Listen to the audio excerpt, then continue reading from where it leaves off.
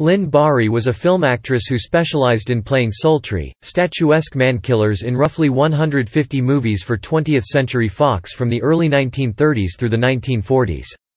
Early years. Bari was born in 1919 in Roanoke, Virginia to John Maynard Fisher, a native of Tennessee, and his wife Marjorie Halpen of New York. When her father died a year later, her mother moved the family to Lynchburg. Here Bari's mother met and married the Reverend Robert Bitzer, a religious science minister. Assigned a position with his church in Boston, Bitzer moved the family to Massachusetts. Bari later recalled other children at school in Boston made life miserable for her brother and her, making constant fun of their obvious Southern accents. She determined to eliminate hers, becoming involved with amateur theatrics and taking elocution lessons. Bari was enthusiastic when at the age of 13 she was told her stepfather had been reassigned to Los Angeles, where he later became the head of the Institute of Religious Science. Her stage name, selected as Lynn Bari while at dramatic school at 14, is a composite of theater actress Lynn Fontanne and author J. M. Bari.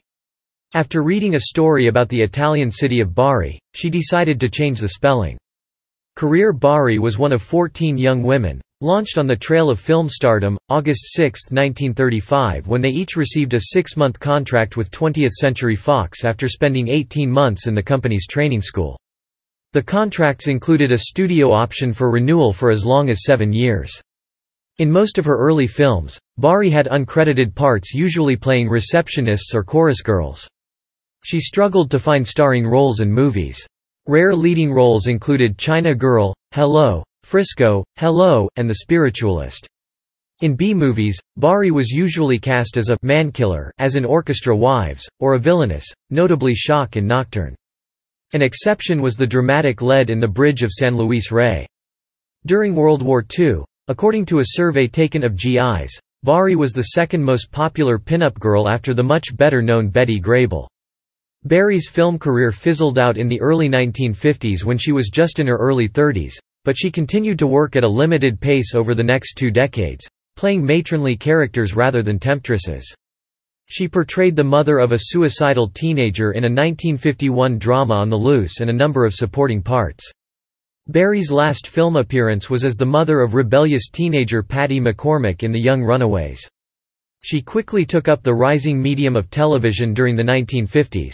She starred in the live television sitcom Detective's Wife, which ran during the summer of 1950. In 1952, Bari starred in her own sitcom Boss Lady, a summer replacement for NBC's Fireside Theater. She portrayed Gwen F. Allen, the beautiful top executive of a construction firm. In 1955, Bari appeared in the episode, The Beautiful Miss X of Rod Cameron's City Detective. In 1960, she played female bandit Belle Starr in the debut episode, Perilous Passage of Overland Trail. Her final TV appearances were in episodes of The Girl from U.N.C.L.E. and the FBI. Commenting on her other woman roles, Bari once said, "I seem to be a woman always with a gun in her purse. I'm terrified of guns. I go from one set to the other shooting people and stealing husbands." Later years. In the 1960s, Bari toured in a production of Barefoot in the Park, playing the bride's mother. After retiring from acting in the 1970s, Bari moved to Santa Barbara, California. In her last years, she suffered increasing problems with arthritis. Personal life. Bari was a Republican who supported Dwight Eisenhower during the 1952 presidential election.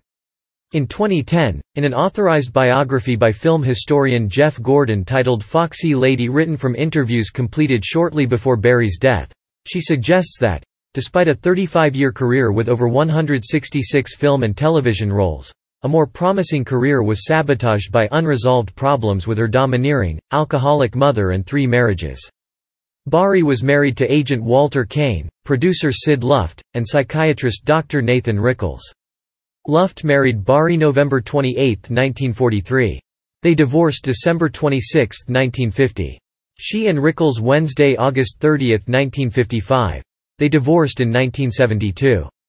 Bari's first child, a daughter with Luft, was born August 7, 1945 in St. John's Hospital in Santa Monica, California, but died the next day. 2 years later, she had a son, John Michael Luft. John Michael was the subject of a bitter custody battle between Luft and Bari. A judge in Los Angeles ruled in Bari's favor in November 1958, ruling that the Luft household was an improper place in which to rear the boy. On November 20, 1989, Bari was found dead in her home of an apparent heart attack. She was cremated and her ashes scattered at sea. Hollywood Walk of Fame. Bari has 2 stars on the Hollywood Walk of Fame, one for movies at 6116 Hollywood Boulevard, and one for television at 6323 Hollywood Boulevard.